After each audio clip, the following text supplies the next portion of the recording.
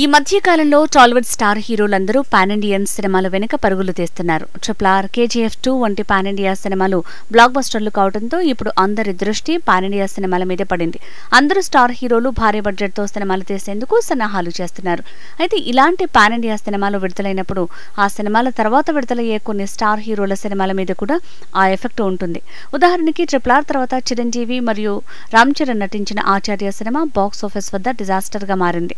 Major, Vikram వంటి సినిమాలకి ప్రేక్షకుల నుంచి మంచి ఆదరణ లభించినప్పటికీ కలెక్షన్ల పరంగా అంతంత మాత్రంగానే మిగిలాయి.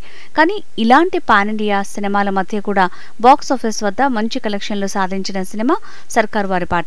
సూపర్ స్టార్ మహేష్ బాబు హీరోగా నటించిన ఈ సినిమాకి పరశురామ్ దర్శకత్వం వహించారు. మిక్స్డ్ రెస్పాన్స్ వచ్చినప్పటికీ ప్రేక్షకుల సినిమాని చూడటం కోసం థియేటర్స్ కి తరలివచ్చారు. నిర్మాతలతో పాటు డిస్ట్రిబ్యూటర్లు మరియు బయ్యర్లు కూడా ఈ సినిమాతో సేఫ్ జోన్లోకి వచ్చేశారు.